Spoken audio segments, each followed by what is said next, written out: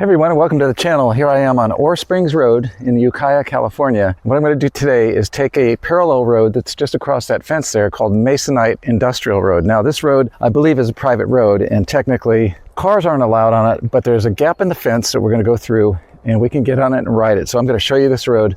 So let's get after it and go check it out. All right, folks, so I'm like a mile or so in on Ore Springs Road. You can see on my left here, I parked the van there. And then right up on the right here, you'll see this gap in the fence, which we're going to use to access Masonite Industrial Road. On the ground there in front of me was a little bowl or something. So now we're on this beautiful road.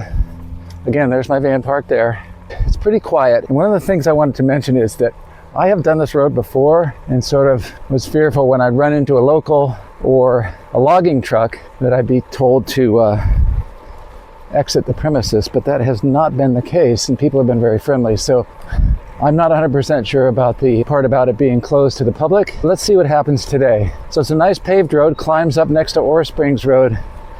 Then it kind of leaves Ore Springs Road, where Ore Springs Road heads more toward the northeast, and this heads more toward the southeast. And eventually, if you ride far, you can hook up with a dirt road called Low Gap Road. And that's a well-known kind of gravel mountain bike road that is used in the Grasshopper Ukiah race. Maybe it's called Ore Springs. I can't remember what it's called, but I'll put the name of that race down below. But you can do a race on this Low Gap course. It's a climb for a long ways and then turns to dirt. And then you can go all the way to eventually get over to the Compchi area, and you can make a loop and come back Ore Springs Road, which is a nice loop, and I've done that before. Not today though, I don't have the time, but that loop has a lot of climbing and it's gorgeous both directions, so it's recommended.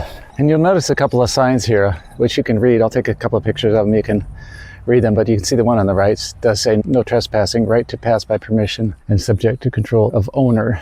That's probably what got me concerned. And then on the left here, there's another sign that says keep out private property, no trespassing. So come at your own risk, but I have not had any issues, but today is another day. All right, folks, it's late May now. And you notice a couple of things. First of all, we got a little dirt section here, which is no problem. And the second thing is the hills have already turned brown. So this part of California, of course, it's very green from the first rains in November, December, until about April, depending on what our spring is like. But this time of year, we say goodbye to the green hills and say hello to the brown hills. I really like the green hills and cooler weather, but it's the way it goes. It's a little before noon and it's about 75 degrees Fahrenheit. It's a nice day for a ride though, not too hot. Okay folks, so the first couple of miles you're gonna be a mixture of beat up pavement and then some gravel sections. I know eventually it turns to 100% gravel, but this is one of those sections that goes from gravel and then back to pavement again. And the other thing I want to mention is, I didn't film it, but I just passed a white pickup truck coming the other way. Presumably a lumber company worker. And he just waved and smiled. As I said before, I think all is good. All right, folks, well, we are about 5 miles in now, and we've come to our second bridge. And you also notice we're kind of in the canyon. It's much prettier. And let me look down here. There's a little bit of water in the creek, not much. Could be one that dries up later, but we don't know. And again, the pavement is going farther than I thought it did. We'll see if it ends soon or if it keeps going. All right, we have bridge number 3 here. Don't know if it's the same creek or a different one. You can hear the birds chirping. And now you can see how we're getting more and more tucked into the canyon. And there's a breeze going too. I'm not sure if it's messing with the audio. If it is, I'm sorry. Another guy, possibly a resident. Just waved to him and it all seemed good. And I'm at a place where I found some wildflowers, which I'm trying desperately to photograph, but they're causing me some concern. But I'll show them to you. So we are 5.9 miles in, yet another bridge. Could be the same creek again, not sure. I think this may be the point at which it's dirt from here on out, but that remains to be seen. But then I could be wrong about it, as here comes some more pavement. Okay, here's what appears to be a heavy equipment truck coming down, and he's being cool. He actually slowed down and pulled way over to the side, which is very cool. Gave him a wave and no issues. All right, here comes the logging truck. As I was saying, this is lumber company land, and they are currently doing logging.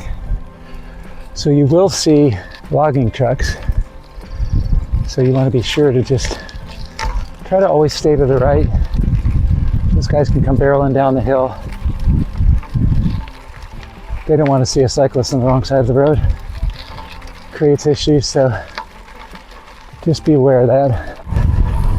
Yet another bridge to cross.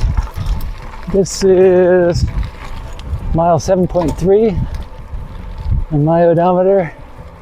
We're climbing steady. There's a beautiful meadow on the right here. You can see it's got a cattle area, I think. If there's a way to load the cattle from here. Yep, there it is. Little cattle loader gate there. Looks like it hasn't been used in a while. We're about 8 miles in now. And you can see the terrain here opens up a little bit. It's gotten pretty steep here on this dirt. And of course, to get through this difficult washed out dirt spot, we're back on the pavement. You can see up ahead how it opens up into grassland. Forgive my breathing. And also, since we're up a bit higher, it's not completely brown yet. It's just in the process of turning brown. For reference, we're about 9 miles in. We've climbed up about 1,200 feet. It's gotten steeper, but if you look down the valley there, that's from where we came. And then up ahead, the road disappears back into the trees. So I wanted to show you this while the getting's good. I have to apologize about all the false alarms about the pavement ending, but I think maybe finally it did. At mile 9.3, we're just past the 10-mile marker on the road signs, the mileage marker signs, and it's gotten a little steeper and rougher too. But they're just short, steep grades usually, and then it mellows out. And now I've got to eat my words again because there's another pavement section here. I'm not going to talk about the pavement ending anymore. I'm just going to ride it and not worry about it. So here we are, back on pavement in a mellower grade. So we are at mile 10.2 or so, 10.3, and we've climbed about 1,800 feet. And this is the summit. We'll talk about that road over there to the left in a minute, but I want to go over the summit and show you the other side. I'm not going down there today, but I'm going to talk about what happens if you do. You got a couple of choices and both of them are great. So let's do that. This is a little bit of a false summit, kind of flat up here. It's windy. Hope the sound is okay. And here we are at a turnout. I'm going to show you up here, looking down to the west.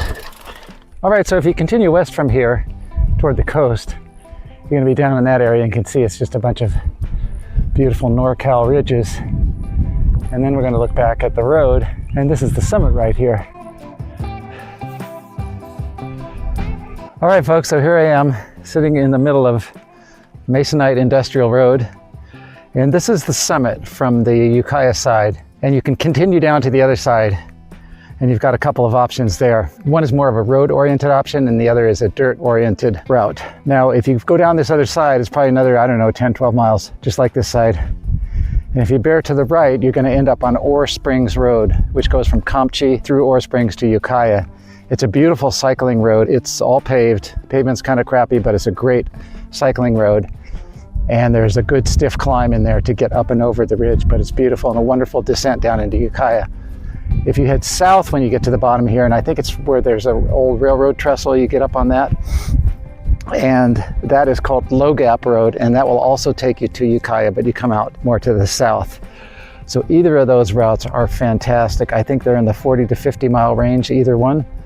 The one I'm doing just up to here is it's 12 miles times 2, so it's 24 miles. So this is a good option as well. You definitely can ride a road bike on the one that I did. If you go down to Low Gap, down this other side into Low Gap, definitely a mountain bike or a gravel bike.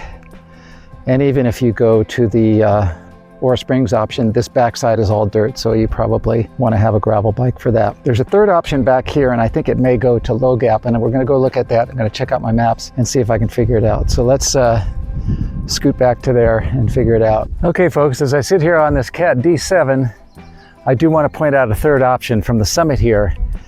If you don't want to go all the way up and over the other side and catch Low Gap or Ore Springs, there is this road right here behind me, right next to the Cat here, that runs along that way, and that will take you directly to Low Gap Road.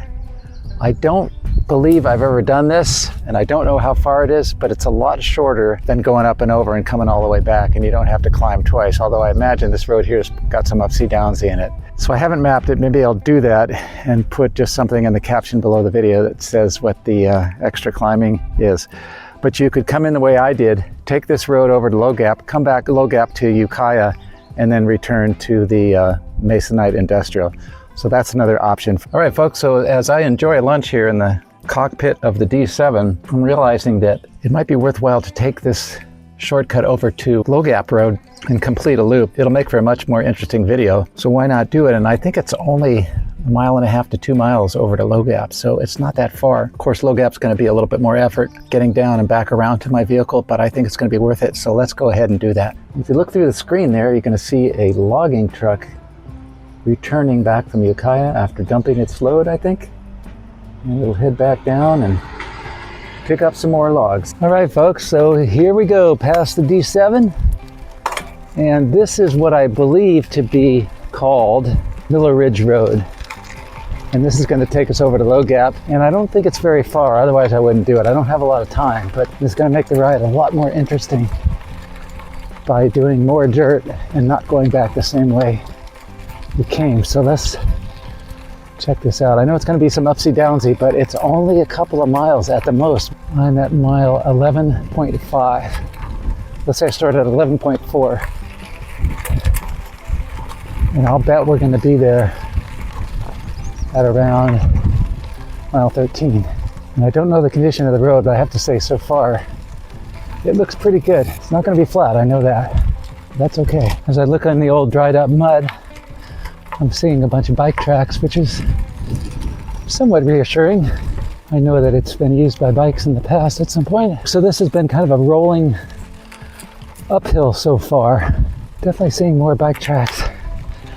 And I'm at mile 12.1 now. If my perception is correct, I've got less than a mile before I'm at Low Gap Road, which would be kind of awesome. Oh, and if you've made it this far, you're probably enjoying the content. So if you are, don't forget to like, give it the old thumbs up, and also subscribe if you like this kind of material. And, you know, it doesn't cost or harm anything with you, and it helps me out a lot. So just saying, I would appreciate it if you do that. So thank you in advance. And let's carry on with the video. I'm still climbing, but it's totally doable. Kind of a middle gear on the gravel bike. You hear the birds in the background. This is a lovely detour. Now you can see up around the corner there. It's obviously going up at a sensible grade. Downhill going here. I'm not sure if we're getting close to Low Gap yet, but lots of dead wood down here. Yeah, we're going. That was just a little interim downhill. I know the light is probably terrible because we're in that sunny, blotchy, shady, under the trees kind of light, which is not ideal, but whoa, be careful of the sticks. All right, I just passed a junction, which kind of freaked me out because I'm just using the Google map on my phone. I do have reception, so I was able to determine that at that junction I want to stay high. And the other good news about this being a short route is if for some reason I couldn't get through or it was washed out, it's not very far to get back to where I was on the Masonite Industrial Road and just return that way if push came to shove. But I don't think that's going to be necessary. Okay, here's a closed gate. Whoa. I'm sure we can get around without any trouble or under. Barely have to lean. If I was a better rider, I might just ride under it. Oh my God, this is low gap right here. This is the junction. So I'm at mile 12.85, and I said I'd probably be here by 13, so it was a mile and a half. And that's looking, but let me look. I'll show you what it looks like going back. So this is low gap, straight ahead is low gap, continuing to the east. And I'll go just show you this sign over here. Oh, and this says, interesting, it says Road 212, mile 12.82. So I suspect that's mile 12.82 from Ukiah, which would mean we've got 12.82 miles to go to get back to Ukiah, which is similar to the Masonite Industrial, which was a little over 11. And I'm going to snap a picture of that gate over there, just so we remember where this Miller Ridge is. And all I've got to do is descend this low gap road back to Ukiah. And honestly, if it's smooth like this, it's going to be a pretty easy jaunt. And you know, if you wanted to do a loop, you know, I happen to be doing it counterclockwise just because that's the way it turned out, but I think actually clockwise wouldn't be a bad way to do this, because then you'd be climbing up the dirt. Be a little less bumpy. It might be harder, but unless you like descending the dirt. This is beautiful in here. Shady and a lot of trees. I think it's pretty warm down in Ukiah right now. All right, so we are at mile 15, just shy of 15. We've been in the trees just banging down this low gap road, and it's kind of not too bad, kind of smooth, but rocky and bumpy in some places. Definitely appropriate for a gravel bike. And here we get the view over toward Ukiah. It's the first time I've had a view because there's so many trees. Oh, wait a minute, I just saw a sign that says Low Gap Forest Road Project. I'm gonna go snap a picture of that. And you can read about Low Gap if you'd like. Low Gap Road Forest Resilience Project. Well, I was kind of wondering if you could drive up here. I don't think you can, but I think somebody did. And that's an abandoned car. We come to this precipice here. We haven't gone down a whole lot yet. I think we will pretty soon. Let's see what kind of view we get over here. Pretty nice, beautiful road. All right, folks, as we descend, I want to point out a couple of things. One is, for the first 3 miles or so, it's descending a little bit, but not very much. And now it's descending more seriously, which makes sense because we got to give up about 2,000 feet to get down to the bottom. And the other thing is, you may remember I saw that sign of 12.85 miles at the top figure, and that's what we had to go back to get to zero. But the numbers are increasing, so that's 12.85 from the other end. And I don't know how many miles we have going down this way. It might be more, it might be less. We'll just have to see. The road's just consistently, you know, it's not bad. It's a good gravel road. It's got some drainage ruts, and like this one right here, which you gotta watch out for, a few potholes, a couple of rocky sections. But overall, it's pretty good. Nothing to worry about. Here's another nice open section here where we can see down a bit. A little rocky and loose. Like very rideable.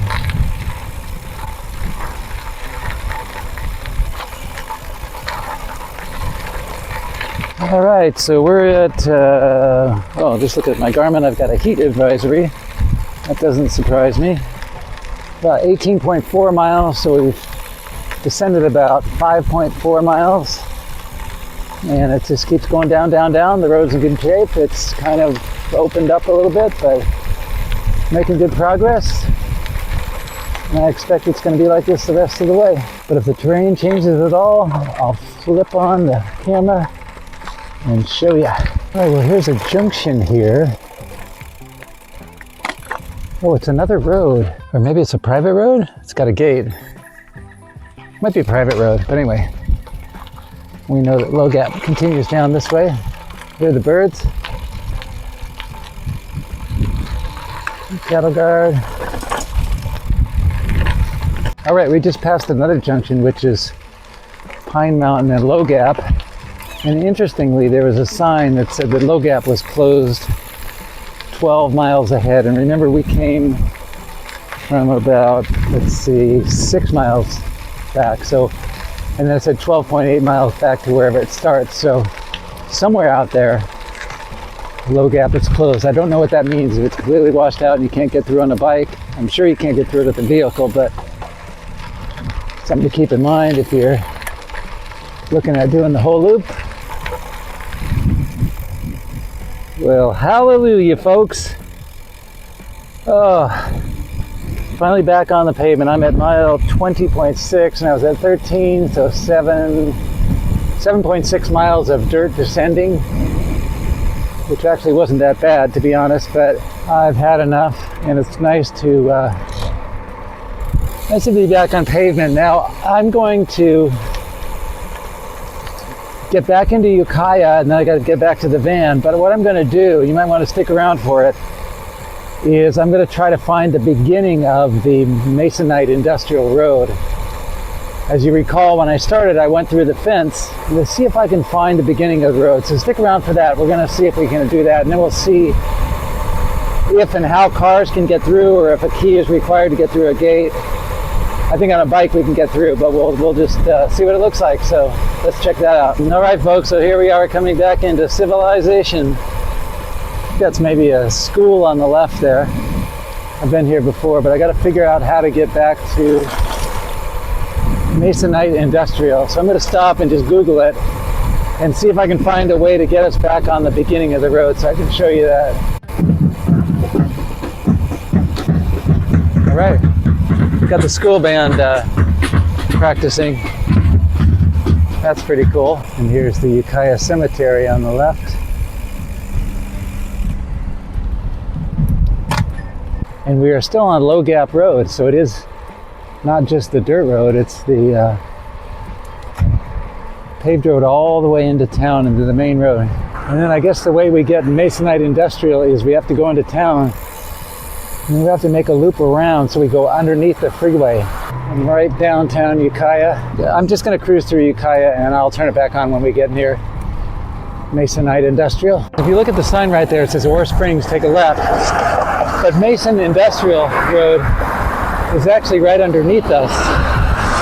So I think what we have to do, I just saw a truck down there on Mason Industrial Road. So we're going to go ahead down here for a ways. I think where that white car is waiting to turn onto the road, we're actually going to turn right and loop around so we can pass underneath this road that we're on now. But again, I don't know if we can access it, but we're going to try. I'm going to try to show you where it is. And I don't see a name here. Maybe there'll be another name, but it's where TC Automotive is there. Okay, we've got to go a little bit more. We're going to go down to a road called Hollow Tree Road. Not sure if it's going to be marked.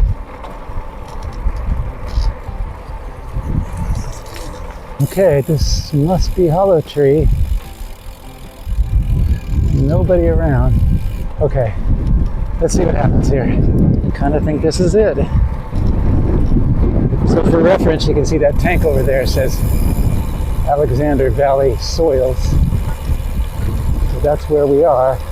And I'll see if it's gated or closed. I don't think it is.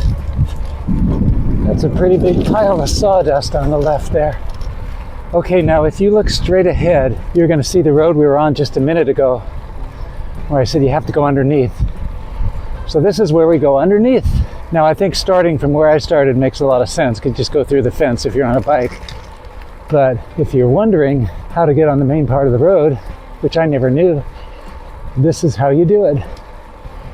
You have to go around and then back under. Okay, so we just went under that road And now we're going actually over Highway 101 and just that next bridge over to the right. So that's the one we drove in on. And what's interesting is there is no locked gate, but you just kind of have to know how to get on this road if you want to drive on it. So I guess the question is, can you drive your car on this? And I don't know the answer to that, but there's nobody stopping you, I can tell you that. It's really blowing. Not sure how this mic works with wind, but anyway, we've got about 25 miles, 2,200 feet. You can see the van right there, so that means we've got to pop through the fence right here. And that'll be a wrap for this one. I'm gonna order myself up, I think, a Chipotle burrito or meal, whatever, because they have one in Ukiah. And I saw that same little vole scurry across the ground. Thanks for coming along on this. Hope you enjoyed it. So until next time, thanks for watching.